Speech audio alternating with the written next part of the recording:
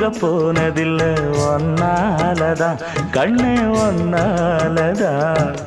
யார் பேச்சு கேட்டாலும் என் காதில் கேட்பதெல்லாம் உன் பேருதான், நெத்தான் உன் பேருதான்.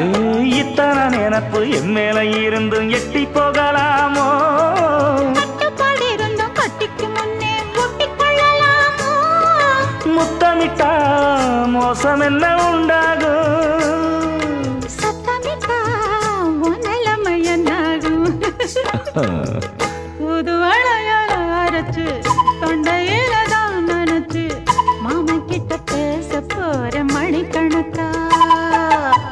தூண்டாமணி விளக்க தூண்டி விட்டு எரிய வச்சு ஓ முகத்தை பார்க்க போற நாள் கணக்கு.